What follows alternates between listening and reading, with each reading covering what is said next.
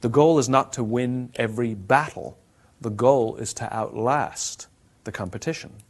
In the military, they give medals to people who are willing to sacrifice themselves so that others may gain. In business, we give bonuses to people who are willing to sacrifice others so that we may gain. So I spoke at an education summit for Microsoft. I also spoke at an education summit for Apple. At the Microsoft summit, I would say that 80% of the executives spent the vast majority of their presentations talking about how to beat Apple. At the Apple summit, 100% of the executives spent 100% of their presentations talking about how to help teachers teach and how to help students learn. One was obsessed with their vision, one was obsessed with where they were going, the other one was obsessed with beating their competition.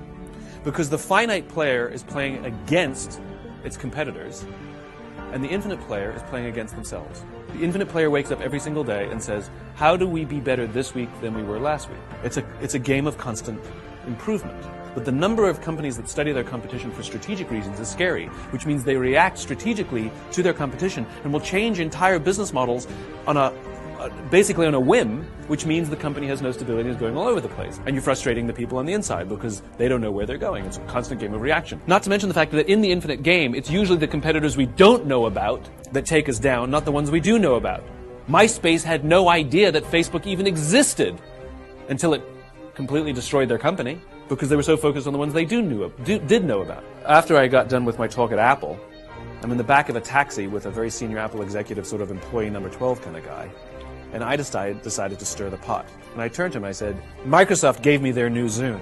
And it is so much better than your iPod Touch. To which he responded, I have no doubt. Conversation over. Because the infinite player understands that sometimes you're ahead and sometimes you're behind. And sometimes your product is better and sometimes it's not. The goal is not to win every battle. The goal is to outlast the competition. You let the competitor compete against itself and drive itself down to zero while you're out there improving your systems constantly. This is what it means to play the infinite game. Companies that frustrate their competitors, the ones that seem unbeatable, the ones that everybody targets but seems unable to reach, accidentally are playing the infinite game. All effective leaders must have is courage, because it is hard. It is hard to stand up against outside pressure. It is hard to stand up to an external constituency who's pushing you to do something for their short-term gain, to do the right thing for your people. It is hard. It is thankless. It is lonely. Sometimes you get fired. Sometimes you get in trouble. Sometimes you'll lose your job and the next guy will get all the credit. It's all true. And the courage to do the right thing in the face of overwhelming pressure, only the best leaders have that courage. Only the best leaders. And here's the folly. Courage is not some deep internal fortitude. You don't dig down deep and find the courage, right? It just doesn't exist. Courage is external. Our courage comes from the support we feel from others. In other words, when you feel that someone has your back, when you know that the day that you admit you can't do it, someone will be there and say, I got you. You can do this. That's what gives you the courage to do the difficult thing. Your goals must be tangible.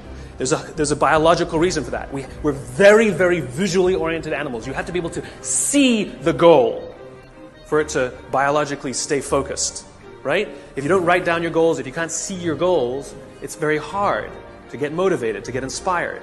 For example, think about corporate visions, right? A corporate vision has to be something we can see. Right? That's why it's called a vision. You can see it, right? To be the biggest, most respected, to be the fastest growing are not visions. They're nothing, right? What does that even look like? Respected by whom? Your mother? Yourself? Your friends? Your shareholders? Who knows? What's the metric? Dunno. It's amorphous. Doesn't motivate us. Just like I can't tell you, you will get a bonus if you achieve more. You're going to ask me, how much more? I'm going to say, more. Doesn't work. You need a tangible goal. You need a tangible goal, right? Here's a great vision. Martin Luther King, I have a dream that one day little black children and little white children will play on the playground together and hold hands together. We can imagine that. We can set our sights on that. And every time we achieve a goal and achieve a metric and achieve a milestone that makes us feel like we're making progress to the vision we can see, we keep going and going and going until we achieve something remarkable. You have to be able to see it. So the reason we get managers, the reason we get micromanagers, the reason we get bad leaders is because nobody showed them how to do the job of leadership, for one. And two, they can't help themselves. Of course they're going to tell you to do it their way, because they actually do know how to do it better than you, because that's what got them the promotion in the first place. Right. And the transition we have to make is that we are no longer responsible for the job. Like, as I said before, we now become responsible for the people who are responsible for the job. Right? There's not a manager around who's responsible for the results. We're responsible for the people who are responsible for the results. I love talking to CEOs, and I'm like, what's your priority? They say, my priority is my customer. I'm like, you haven't talked to a customer in 10 years. You know? You have no impact on a customer at all. Right. What you can do is screw with someone's life, who will then impact your customer, or support someone who will then impact your customer. Such right? Powerful. Leaders are responsible for the people, who are responsible for the people, who are responsible for the people, who are responsible for the customer. Get that chain right. That is the chain of command. Get that chain right, and everything goes just fine. Get that chain wrong, and then the people who are touching the customer, inventing the product, selling the product, figuring out ways how to build the company, manage the numbers, manage the processes, manage the operations. In other words, all the heavy lifting. Get that chain wrong, and those people will spend more time protecting themselves from you than doing their job. So we give somebody an arbitrary target, sales, revenues, whatever it is, on an arbitrary date, see you in a year from now. And if they hit that target, we bonus them and say, good job. And if they miss that target, we say, better luck next time, right? But if we're playing the infinite game, and this is what we started doing, we become more preoccupied with the trend over the absolute target that they hit. So for example, what if somebody's building really good solid systems that are showing really good incremental growth? Really stable, good, solid incremental growth. But by the time we hit 12 months, they're short. They miss the target. You're damn right I'm gonna bonus that person, because what they're doing is they're building the right systems that I can see will hit the target. I can see it. Will hit the target 15 months from now. In other words, we got the date wrong. It's the date that should adjust, not the other way around. Versus somebody who hits the target, but if I go back and look at what they did, and it looks like their performance is this, and they're stabbing people in the back, and they're, beg, borrowing, and stealing, and dropping the price, and doing whatever it takes to make the sale, because they gotta hit the target, and on the right day, on the right time, we bonus them, which is rewarding them for building an unstable company. The trend matters. Sometimes it hits the date, sometimes it doesn't. The dates are there to help guide us. It's not about the events. It's not about intensity. It's about consistency. Right? You go to the dentist twice a year, your teeth will fall out. You have to brush your teeth every day for 2 minutes. What does brushing your teeth twice a day for 2 minutes do? Nothing. Unless you do it every day, twice a day for 2 minutes. Right? It's the consistency. Going to the gym for 9 hours does not get you into shape. Working out every day for 20 minutes gets you into shape. So the problem is we treat leadership with intensity. We have a 2-day offsite, we invite a bunch of speakers, we give everybody a certificate. You're a leader, right? Those things are like going to the dentist. They're very important. They're good for reminding us or getting us back on track, learning new lessons. But it's the daily practice of all the monotonous, little, boring things like brushing your teeth that matter the most. She didn't fall in love with you because you remembered her birthday and bought her flowers on Valentine's Day. She fell in love with you because when you woke up in the morning, you said good morning to her before you checked your phone. She fell in love with you because when you went to the fridge to get yourself a drink, you got her one without even asking. She fell in love with you because when you had an amazing day at work and she came home and she had a terrible day at work, you didn't say, yeah, but let me tell you about my day.